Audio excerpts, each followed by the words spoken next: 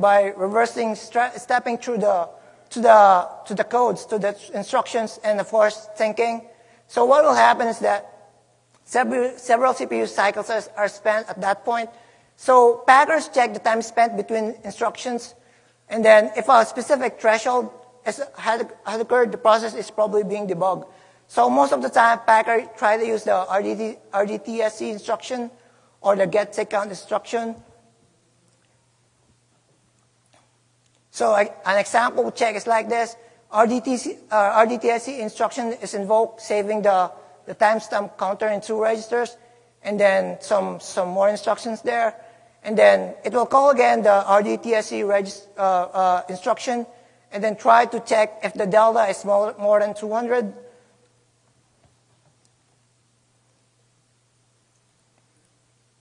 So one way to avoid that particular check is to avoid stepping through an important code containing these timing checks. Or if get tick count is used, you can set a breakpoint in get tick count.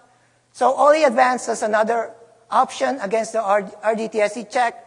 What it does is it installs a kernel driver that will set the timestamp disable bit in the control register 4. And if that particular bit is set, once you call RDTSC in a privilege level other than 0, a general protection exception will be triggered. So what it does is it also tries to hook the interrupt descriptor table so that the general fault is handled. What it does is if the general port fault is because of an RDTSC instruction, it will just increment the previously returned timestamp to 1. So this is a demo.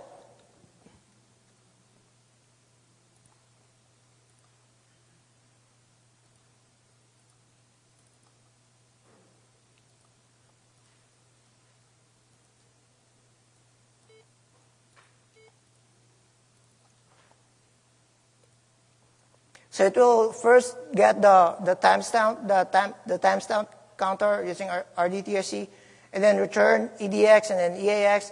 And if you trace, you will see that the delta is higher, making it detect that the reverser is like trying to trace the code. So if you use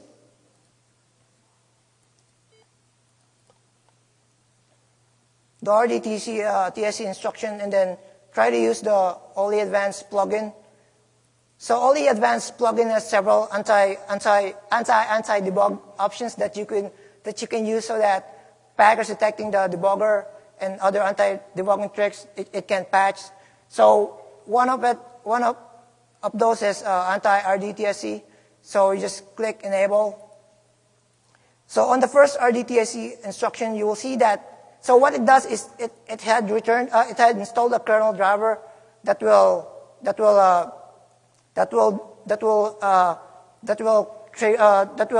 RDTSC to trigger a general fault and then just return a value, just return an incremental value every time RDTSC is called.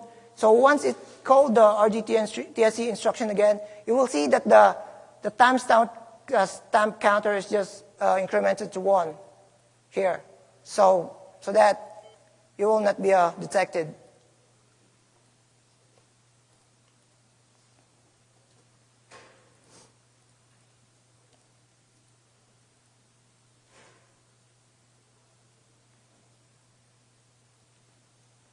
So another debugger detection technique used by packers is via the SE debug privilege.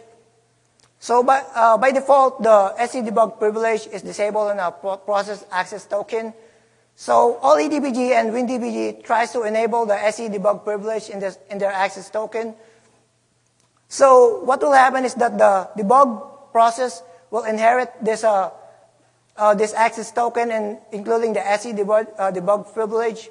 So packers indirectly check if the SE debug privilege is enabled by trying to open the CSRSS.exe process, because CSRSS.exe is only accessible to system. So if the SE-debug privilege overrides the security descriptor, a debug process can open that particular process. So an example check is like this. So in this example, it called the CSR get process ID to obtain the process ID of CSRSS, and then try to open it. If this code was successful in opening it, so the process is probably being debugged. What you can do is set a breakpoint or patch anti-open process so that if the past PID is equal to that of CSRSS, you can just set the return value to a status access denied. So another debugger detection techniques involves checking if the parent process is not explorer.exe. So if you load the sample in OLEDBG or WinDBG, so the parent process will be different other than explorer.exe. So this can be easily implemented by enumerating all processes and then finding the PID of Explorer, and then comparing it to the parent process. And then if the parent process is not the PID of the Explorer.exe, then it probably means that the sample is probably being debugged. So the solution is that you can patch process 32 next W so that process 32 next will fail. So packers will eventually fail in their process enumeration and probably will skip this particular check. So this one I haven't seen a lot in packers and just discussed in anti-reversing forums. So this one involves checking if a debugging session is active by checking the number of objects of type debug object if it's not 0. So a debug object is a kernel object created for every debugging session. It can be queried by an anti-query object, object information class equals to object alt-f information. Basically, this API will return this specific structure. It contains the number of object types in the system, and then tries to object type information contain about all the object types and how many type of objects of that particular type is existent in the system. So basically, what packers can do is call this API and then iterate through the object type information which is listed there. So it will just iterate through the object type information and then compare the debug object string against the type name. And then if the number of handle or the number of objects is not equal to 0, it means that the debugging session is active. So the solution can be you can just patch the returned number of object types to 0 to prevent packers from iterating through the data structure, or all in advance just destroy all the return buffer so that the packer cannot iterate through the data structure being returned. So this one is another classic technique of detecting the debugger. Packers identify debugger via the windows they create. So debugger windows has predefined class names. So, for example, for OLEDBG, it has the class name OLEDBG, and that for WinDBG. So this is easy to implement. You just call find window X against the window class name, and if the class name and if you find a particular window with that class name, so probably a debugger is running in the system. So what you can do is you can set a breakpoint in find window, and you can manipulate the class name so that it is not equal to OLEDBG or WinDBG frame class, or you can just set the return value to 0. So another debugger detection technique is similar to the to debugger windows check. So this one just involves enumerating through the process list, and then try to compare if the process exe file is equal to OLEDBG or WinDBG.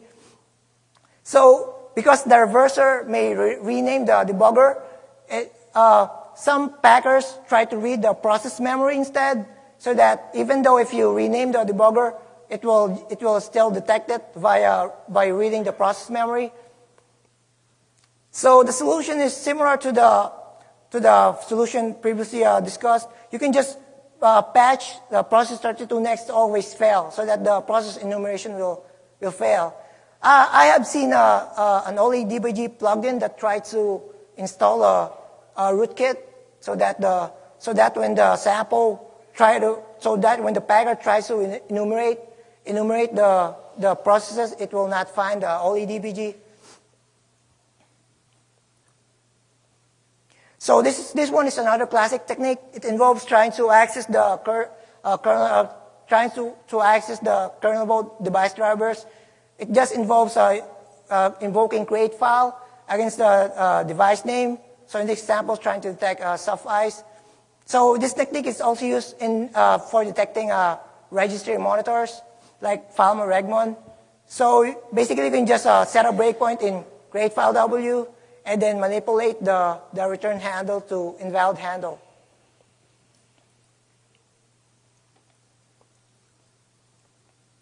So this debugger detection technique is specific to OLEDBG.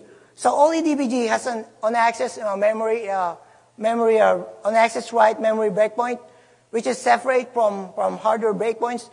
This feature is implemented via guard pages. So guard pages provide a way for applications to be notified if a memory access occurred in specific pages. So guard pages are set via the page guard page protection modifier.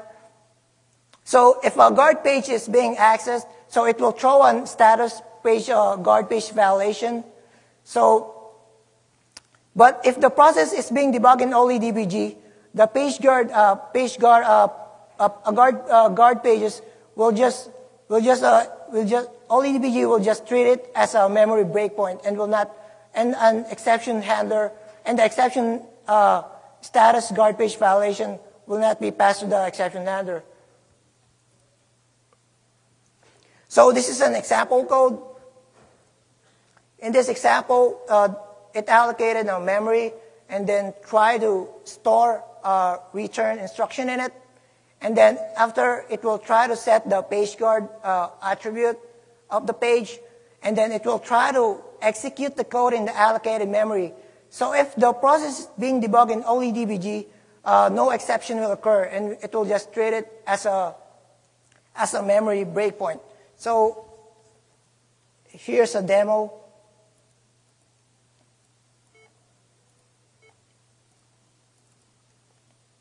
So it will allocate a memory here,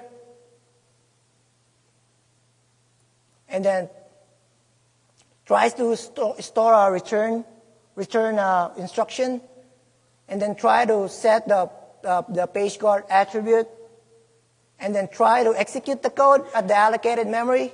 So if you run it, no exception will be thrown. What will happen is that it will be just treated as a break on access